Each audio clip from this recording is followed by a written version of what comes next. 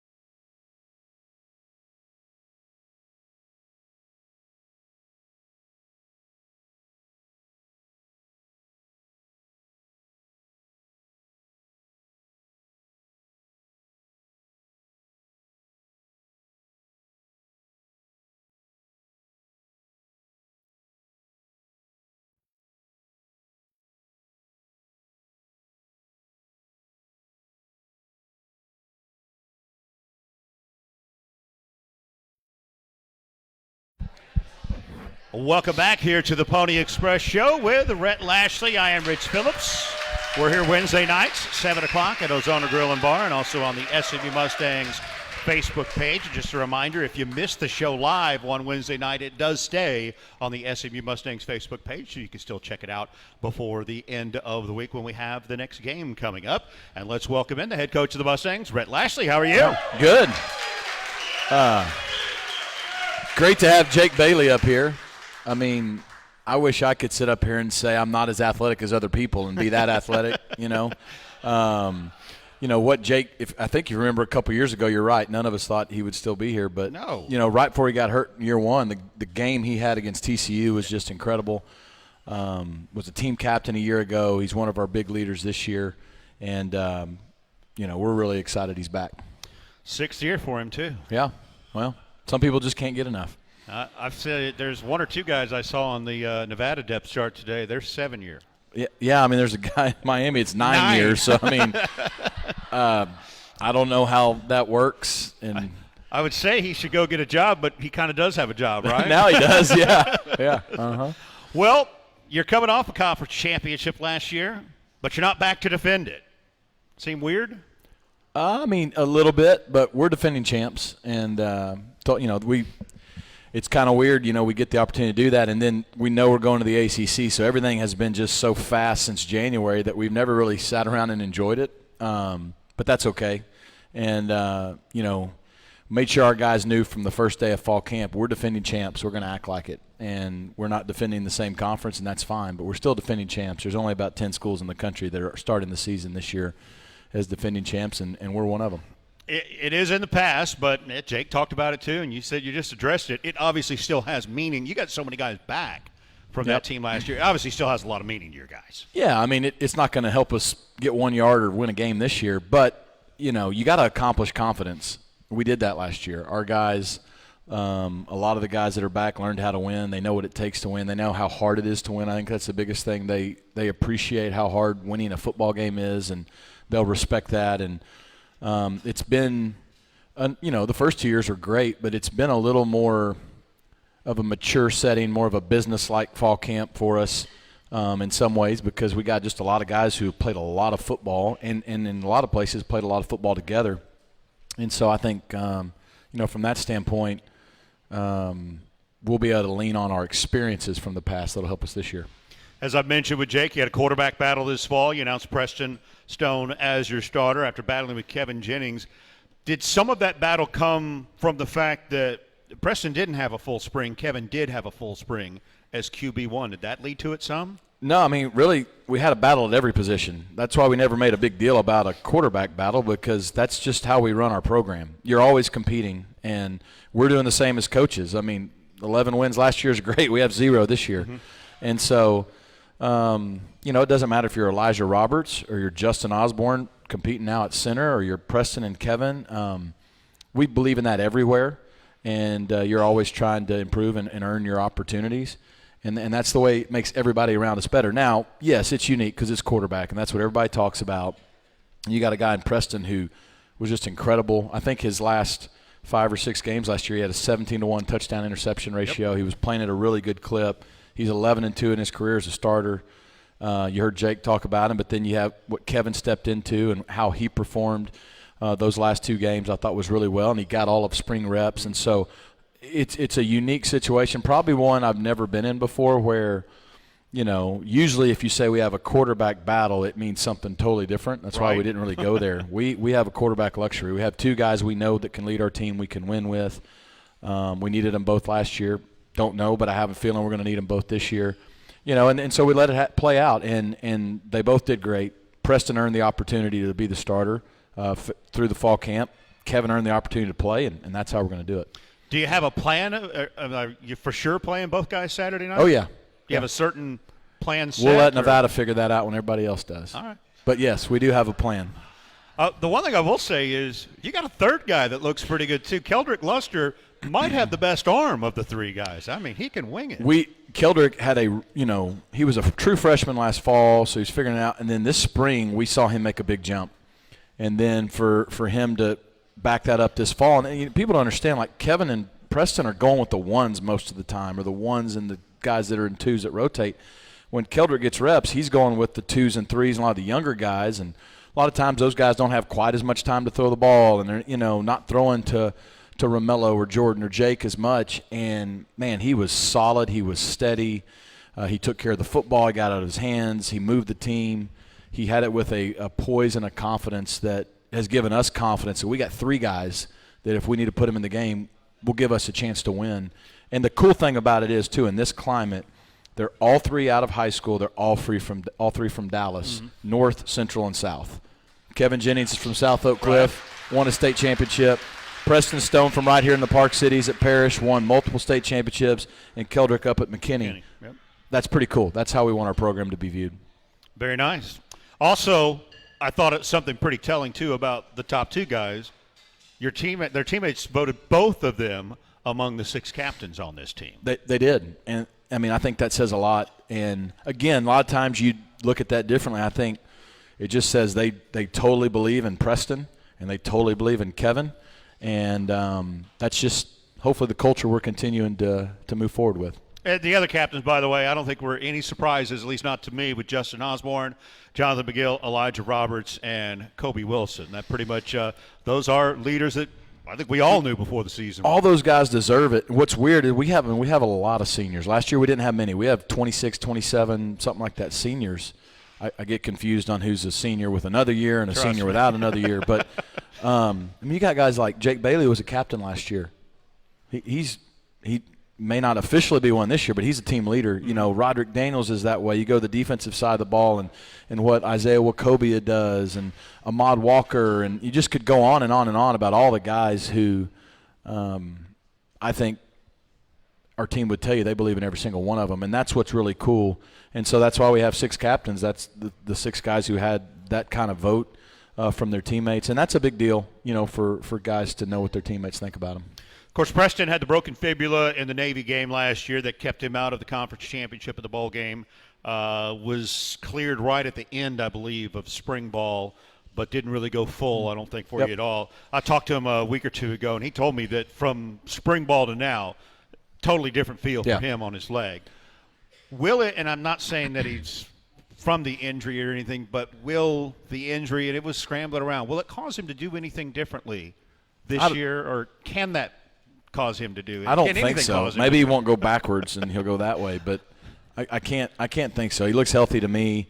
You could tell the first 2 or 3 practices of fall camp there was a little rust because, he hadn't played football since, end of November last year. But, man, I just thought he got better and better each day of camp, and he looks like he's always looked to me at this point. Other skill spots, you got a lot of guys back from last year, including wide receiver. All 6 are back, and last season you had 7 guys catch a ball in every game, led FBS with 8 guys at 300 or more yards receiving.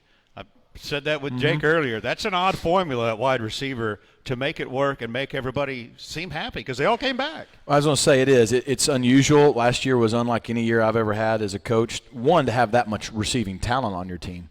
All those guys deserve to play, but then the way that the ball was just spread around amongst them and our tight ends and running backs, and then to your point, in this day and age for them to all come back, I think says a lot about our team culture, a lot about our coaching staff. They believe they love SMU. They want to be here. They want to be here this year to go into the Gary Weber End Zone Complex and go into the ACC and defend our championship and all those kind of things. Again, don't know what we're defending, but we're defending something. And it's different. And Jake said it. And every one of those guys wants to catch 100 balls and lead the country. Don't get me wrong. And we hope every one of them does. That would be a really cool record. That'd be awesome. That'd be a real We'll need all 3 quarterbacks to throw it that much. But, man, just the humility, the unselfishness, the put the team first, that was what was so special about last year's team, and hopefully this year's team can capture that same quality. Do you anticipate it being the same way, or is there a guy or two you expect to be a breakout at wide receiver? I've given up trying to predict. 17 years in, I don't know. I think all guys are poised to have a good year. I think, again, when 5 of your top 6 guys are seniors, this is it for them. There's a different level of motivation. There's a different level of urgency. We know we had a lot of talent, and we did a lot of good things last year. We also know we left a lot out on the field last year in some games. So hopefully we can take the next step this year. At running back, unfortunately, lost Kamar Wheaton early in camp to a knee injury. He had surgery on it, I know already, and is out for the season. But you do return Jalen Knighton and L.J. Johnson. That's a combined 1,300 yards and 11 touchdowns that those two had for you last season. Yeah, it was unfortunate. I think it was the second day of practice. We weren't even in pads yet, and Kamar just cut and hurt his knee and had to have it fixed in a way that he's 4 to 6 months. So it's not he'll come back as good as new, but obviously we don't have him for this year. I hate that for him, hate that for our team. I do think it's great having LJ and Jalen back. Those guys did a lot of good things for us last year. They're a little older, more mature, and then you add Brashard Smith to the mix, who we're playing at running back. Those three guys give us some good depth. And then, I've been really impressed with the freshman, Derek McFall.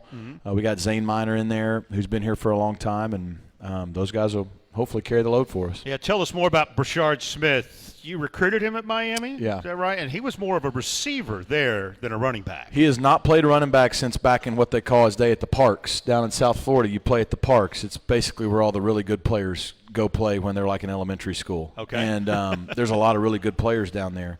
And he was a running back then. And then he went to Palmetto High School where he predominantly played receiver and punt returner. And then his senior year, their quarterback got hurt, so he had to play quarterback. He played quarterback. And we recruited him, got him to come to Miami as a slot receiver, and we only had him his freshman year. And he was a slot receiver, but it was kind of like having Jake Bailey and Roderick Daniels ahead of you.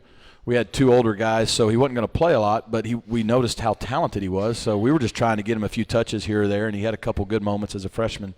And then he played slot the last 2 years. The opportunity to come here, we didn't really need depth at receiver. We just knew he was a really talented player, and he wanted to come, and he's a really good kick returner.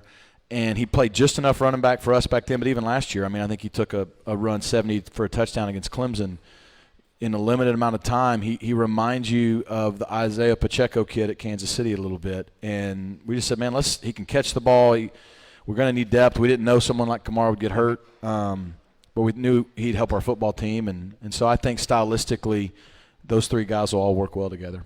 When you and I were talking last week about your personnel, I thought you seemed most excited about your tight end position there. Of course, R.J. Maryland back. Adam Moore played some last year, and then I don't understand after watching practice for 4 weeks why Matthew Hibner caught 2 balls at Michigan. It doesn't make sense to me. He's caught more than 2 balls here already. Boy, he has. I am excited because I think we haven't had depth the first 2 years. The first year, Ben Redding was a warrior for us till he got hurt. R.J. was a true freshman who – obviously, when we threw him the ball, made a lot of plays, but there's just a lot that goes with that. And then Ben went down, and then you go to last year. Obviously, RJ was fantastic.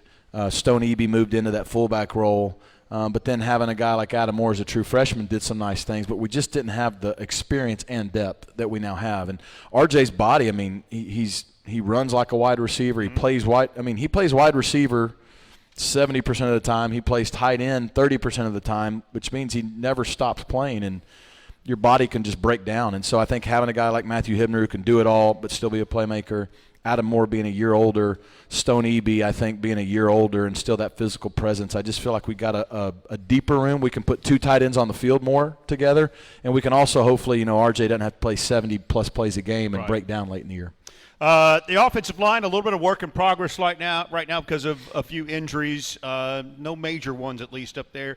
And center, right guard, right tackle, all different from your usual last year, but still a steady guy in Justin Osborne. You're moving into center. Yep. Your right guard is going to be Ja'Kai Clark now. And then at right tackle, I know you want Andrew Chamblee there, but he's a guy who's a little dinged right now, so you'll go with Nate Anderson, one of your transfers there. Tell us about some of the guys there in those spots. Yeah, we feel like we have good depth and good athleticism on the O-line this year. We do have a lot of guys back. Logan Parr's now back healthy. Ben Sparks is back healthy as well.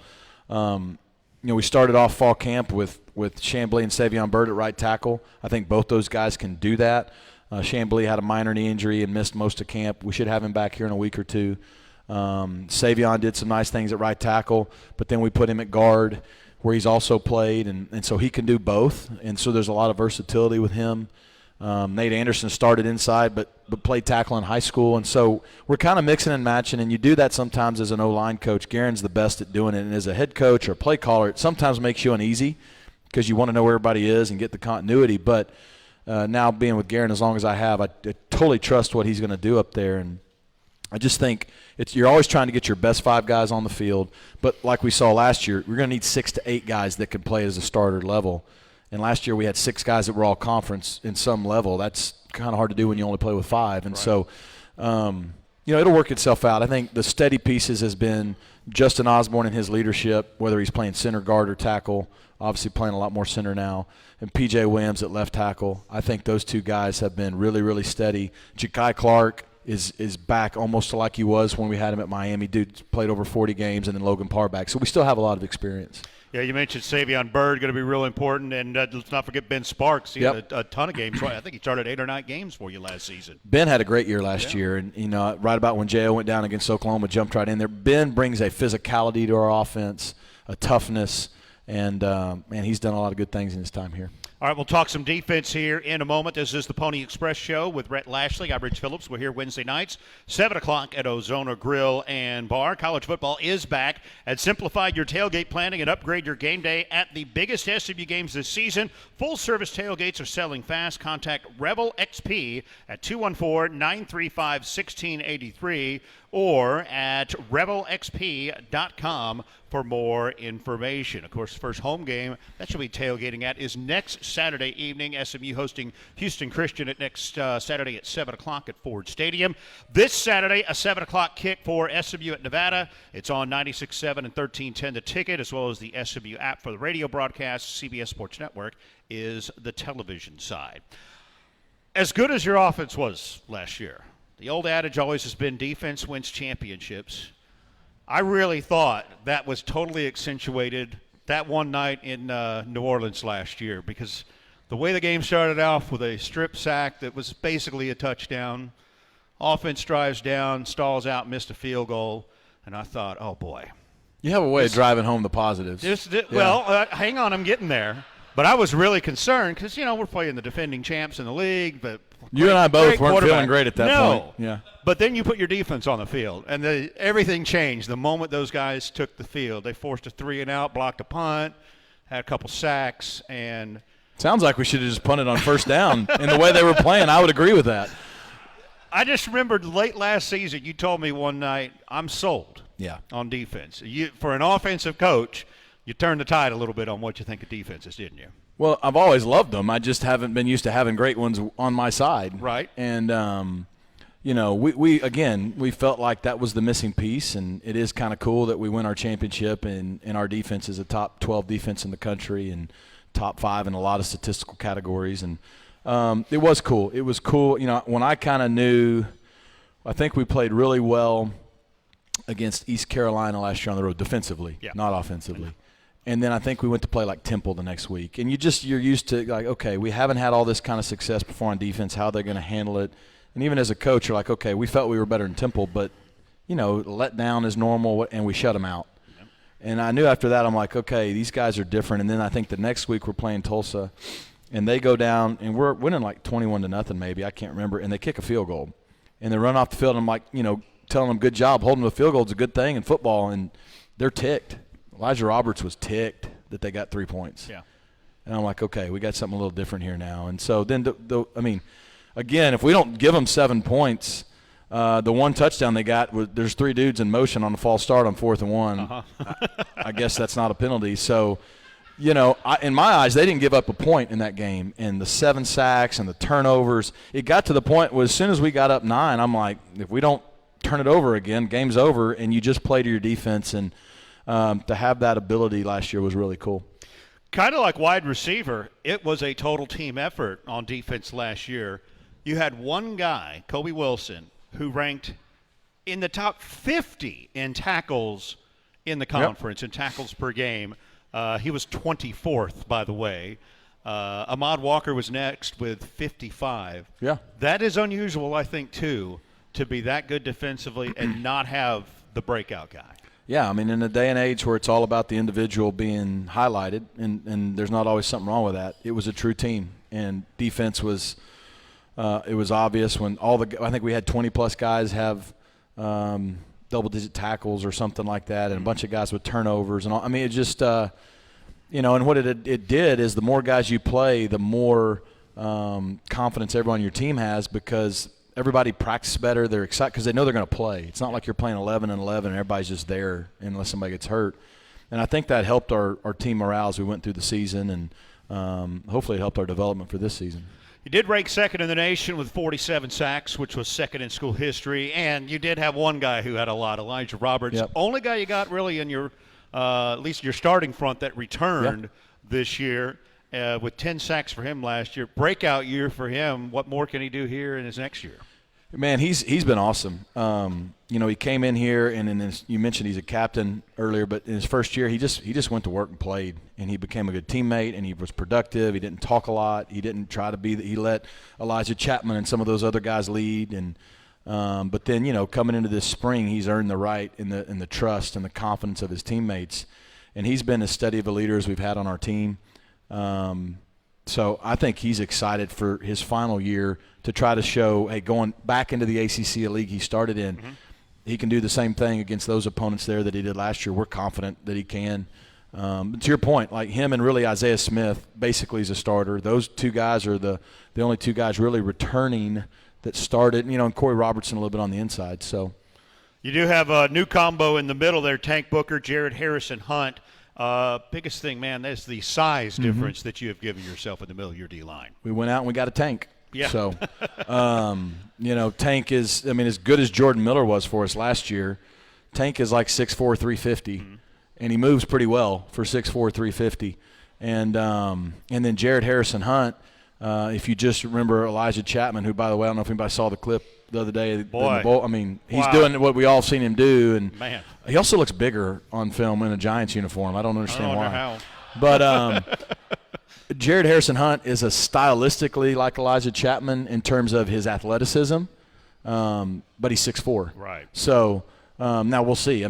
It's some pretty big shoes to fill with each Sure. And then getting Jafari Harvey over there on the boundary end to go with Turbo's Isaiah Smith, and then Cam Robertson played a lot last year. I think he's a starter quality player that's going to play a lot, and then we got some depth in there too inside. So we like our size, and we're going to need it. One of the things, too, that I wanted to point out that in that transfer portal, I think your number was 20 you brought in this year, but you focused on both lines. 13 guys play on the offensive line or defensive line because that's where I think, isn't it the biggest step up you got to make here in the new conference? Yeah, there's two real reasons we did it. One, we did it the year before, and we won a championship. Okay. So let's try it again. We went out and we had the best defensive line in the entire group of five, in my opinion. I think in a lot of people's opinions, and we had the best offensive line, and that really helped us win a championship. Quarterbacks and receivers and DBs are all fun to watch, but that's where you win. So we wanted to continue to duplicate that blueprint. That's who we want to be every year. But then, going in to the level we're going to, that's where the difference is. And it's not, I feel good about our starting O-line, our starting D-line. They're going to run out there against whoever we play and be able to compete. It's what's next. When you get some injuries like we've had on the O-line, how good is that next guy that goes in? How big is that drop-off? Same thing on defense. When you see a defense 3, 4, 5 plays in a drive, they roll their D lineman out and 4 new guys come in. Who's coming in? Mm-hmm. We feel like right now we have 2 starting platoons on the D-line, and so it doesn't matter which one starts the drive and which one comes in. Can we carry that through a 12, 13-game schedule, and can we carry that through some injuries that are just going to happen in football? At linebacker, your top 2 tacklers are back, Kobe Wilson and Ahmad Walker. And I sure didn't think Alexander Kilgore looked like a freshman last year. He had a sack on about play 4, if I remember right, in the first game. And those guys were just so consistent, it seemed like. Not to correct you, I think it was play 2. Was it? Yes. Well, somebody had a sack on play 4, too, and I couldn't remember. But it was Kilgore on play 2. It was 2? Okay. Yeah, but it's okay. Not to correct me, but you did. That's okay. Yeah, I think having Ahmad and Kobe is I think it's more valuable than we realize. Ahmad's played in Coach Simon's defense for a long time. Yeah. And he's got as good instincts as any linebacker I've ever been with. He's not the biggest. He's not the fastest. You'll get him out of position. You're like, as an offensive coach, as the play's unfolding, you're like, we got it. And the next thing you know, nobody can block him, and he's making the tackle for no gain or a negative play in space. He just is a football player, like we like to say, and he's smart, and he's a leader. And then Kobe, with his leadership, being a captain and just coming in, he did the same thing as Elijah Roberts last year. He just became a part of the team, helped us win. And those guys have played a lot of football. And then Alex Kilgore was not a normal freshman last year. So to have those three guys rotating as your core in those two core spots, I think is a big, big positive for Coach Crum and our guys this year. At corner, you lost two really good ones last year, your two transfers you had in last year. I know one of those spots is going to be Brandon Crossley now, moving from safety back out on the edge. Yeah. You know, B. Cross decided, like a lot of these guys, he wanted to come back and play this final COVID year, and we'd love having him back. I mean, again, another guy who was a captain last year. So, and he kind of went through the spring playing safety still. And, you know, we feel good about our talent at corner, but we got a lot of youth, whereas last year we had two fifth-year seniors. And so this summer, Coach Hundley and Coach Simon said, let's move him to corner. I mean, he played corner coming out of high school a lot. He's got athleticism. What B. Cross has that all great corners have is he has no fear and a ton of confidence. Like, I think deep down he knows he's probably not always the best player on the field, but he doesn't let anybody else know that he doesn't think he's the best player on the field. He sure doesn't sound like it out there, does he? He's actually talked less at corner. It blows my mind.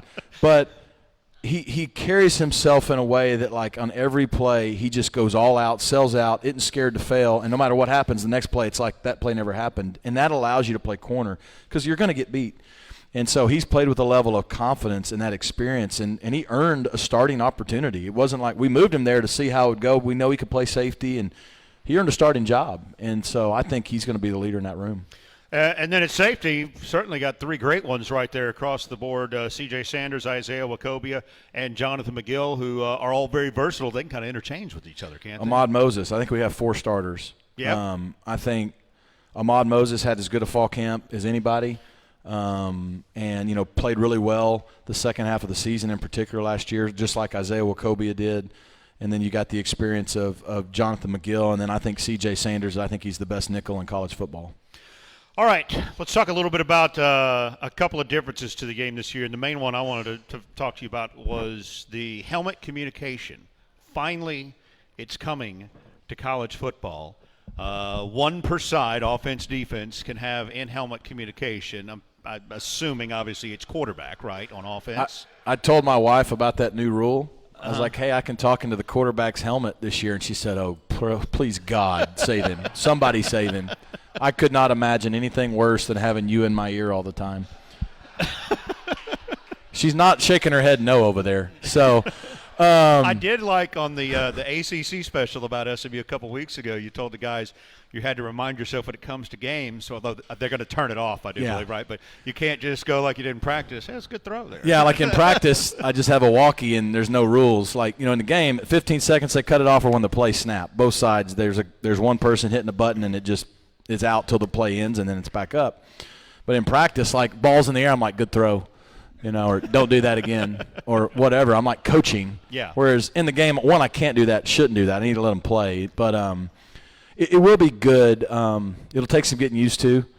The good news is we had it in spring, we've had it in fall. So, you know, try to tell some jokes every now and then. I'm not a real good joke teller, so they're making me try to find some, but to lighten things up. But it's just, yeah, it's one thing for him to hear the play from me a little quicker than a signal or whatever. But I think where the value is, your quarterback's the coach on the field in real time. And a lot of times you go through a drive and maybe there's a timeout or maybe you can holler something at him, but it's not till after the drive he comes over and you can talk things through. And in real time he can have a better understanding of what you're thinking because, you know, as you're rolling, all of a sudden it's 3rd and 8, you can say, hey, I'm thinking 2 downs here. Something I couldn't do in the past. So now in the past I call a 3rd and 8 call. He thinks he's got to get all 8 of it. Right. We'd like to. But he doesn't know that, hey, 4th and 4 or better, we're going for this thing. Mm-hmm. But now he might, and it may help him play the play better and not maybe force something that he doesn't have to. Or like, hey, just little reminders, hey, we're in field goal range, can't take a sack. That kind of stuff that is in-game real time, or we huddle up, I can tell, hey, tell the guys this, you know, stuff that you couldn't do. Or even, hey, if he's got a bad play, like I said, maybe you can recenter him and not wait till the drive's over or those kind of deals. So I'm excited to see how that goes. I think they're excited too. So if you see him giving thumbs up a lot, that must mean whatever I'm saying is good. And if you see him doing this a lot, it's probably not good. But will that be all no signaling? Will you do all the play calls that way? No, we still got a signal because only one guy gets a headset. Okay. So we're still not going to huddle very much, if ever. And so those other 10 guys got to know what's going on. It's the same thing on defense. Like if your linebacker or safety has it, yes, the defensive coach can talk to him. But if the other team's no huddling, everyone else got to know the play somehow. Right.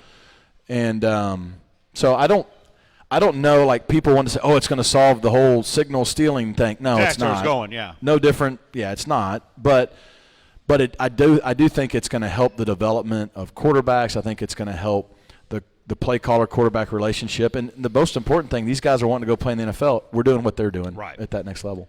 Who wears it on defense? Because the problem there is nobody's going to play every snap on defense. No, it's more of a challenge on defense. I think predominantly our linebackers are wearing it, and you can have only one guy with it on the field at a time, but you can have multiple. Like for example, Preston and Kevin can both have a headset ready to go, but they can't be on the field together with them both active for that. Same thing on defense, and that's a little trickier, especially if you roll your backers and all that. Yeah. And so that part's a little challenging, but we're working through that like everybody else. And then another technology change, tablets are allowed on the sideline, up in the booth, only to show what's in the game. Yep. You can't be watching it in past games or game film. What does that do? How does that change things for you? That's the thing that's the biggest unknown, just because we haven't really done it, that I'm excited about. Again, you can make in-game adjustments quicker and better and see it. I mean, so many times if you're on the field, you're asking people in the box, hey, did you see this? What was this? What was that? Or even if you're in the box, you're still got a lot to see. And, again, in the NFL, the quarterback can go sit down after every drive, and he can look at it. The DBs can go sit down and see the formations they're getting and the splits and those things. And it lets you make quicker adjustments. And there's just been so many times after a game you'll look at the film and go, oh, if we'd have just done that. Hello. But now you can visually see it. And I think for someone like me who calls plays and is a head coach, it's not like I can go sit over there and talk to the quarterback like I used to as a coordinator. So I think when we're on defense, I can have that iPad and I can be kind of looking at the last series and getting a better feel quicker, and our coaches can sit with our players and do the same in between drives. And a 2-minute warning at the end of each half. Does that mean you might use your timeouts a little differently earlier in a half? Not as afraid to burn one. Yeah, I mean, you get 4 a half now, right? In theory. So, and if you're behind, that's good, and if you're ahead, you don't like it. But, yeah, it's definitely – it definitely changes things, and I think it's one of those. I mean, you watch enough NFL in your career, you have an idea, but to actually go now experience the changes, I think it'll be interesting. This is the Pony Express Show with Rhett Lashley, Wednesday night, 7 o'clock here at Ozona Grill and Bar. And we'll be back here next week as well. Right now, we've got our Ask the Coach segment. It is brought to you by the SMU Cox School of Business MBA, specialized master's and graduate certificate programs at Super Saturday on September 7th. Kevin Knox is back. Yes. Learn more about our top-rated programs, hear from current students, and tour the campus and our new facilities in the David B. Miller Business Quadrangle. Register at smu.edu/cox/super. First question here. What impact, if any, is the roster size expansion going into next year up to 105? Is that having on your recruiting strategy now? Before I answer that, I mean, Kevin and I have something in common. We're both getting a new home next week. Yeah. Right? Cox School of Business, the Weber End Zone facility, we're fired up about that and always thankful to have Cox sponsor this show because it just shows, I think, the great partnership we have on campus with our schools, particularly Cox. That's a good question. It's going to have an effect. There's still so much unknown out there on the exact specifics of the rules of, we think we know what that number is going to be, but it's not done. It could change, and there's a lot of other rules that will affect that. If it ends up being 105, which I know has been speculated, that used to be the number, so the total roster number. So we'll see. It's just too hard. I mean, we're trying to play a season right now, and you may not know till December, January, February, March exactly what the new landscape looks like for the next season. And to your point, we're recruiting. So we've kind of recruited like we always have because the number's not going to go down. Yeah. So if you used to sign, we're signing more high school kids right now because we're in the ACC and we get the quality of kids. But if you used to sign 20, 25 high school kids, well, you can still do that and still go get transfers later based on, we're going to have a big senior class leave. And so we haven't overreacted to that yet because I just want to know exactly what the rules are, and then hopefully we can put the best plan in place. But it's going to change a lot of things. I mean, a lot of things for our athletic department, for football and roster management. A lot of the things we do is trending towards that NFL model, and that's another one of them. Currently, I know it's 85 scholarships. Is there not a limit on total? The scholarship limits are going away. It's going to be roster limits. So if they say the number is 105, you could have 85 scholarships, but you could also have 105, anywhere in between. And that's up to every school. And, and each sport's going to have different roster limits is the way it's being presented right now. Is there currently a roster limit? Not totally. It's kind of – there's a scholarship limit and then there's a roster limit, and it's it's Title IX affects it, your school affects – there's a lot of other things that go into it. There used to be, and now it's still kind of out there, but it's not near as concrete. It's a little nebulous there, you're telling me. There you go. Next question. What are the top 3 challenges to win? I presume he means the ACC championship. Top 3. By the way, we got to go back to, who wants to claim their question? We got to get a little interaction going. That's you? Okay. Perfect. All right. By the way, Cleve over there had the first question there. So. Perfect. Okay. Great questions. The top 3 factors that we got, the top 3 things, challenges we got to do? Yeah. Okay. Well, I think the first we kind of hit on, it's just going to, some of it is, and it's no different every year. We were able to stay relatively healthy last year. Are you able to stay healthy? Particularly when you got 12 games, the last 10 being all Power 4 games. How are we, when you do have injuries, who is it to? How critical? But I think the health in the trenches, but also at a lot of other positions, I think are always important. I think the second thing is to win, you've got to win the run game. And I like throwing the ball. Don't get me wrong, but you got to win the run game. And so we got to stop the run, and we got to run the ball when we want to do it better than the other people more often than not. And so I think those are 2 probably of the biggest things that just right now stand out. And then I think the third thing, you got to win on the road. And, we're going to be in different road environments than we've been in. Now, we've been in one like Oklahoma last year, for example, but 4 or 5 of them, you got to be able to do that. And but, man, if you're a competitor, you love those venues and those atmospheres. Last one here is by someone named Rick H., who asked this question here. Why do you take the ball when SMU wins the toss? Don't you know the analytics? I do know the analytics.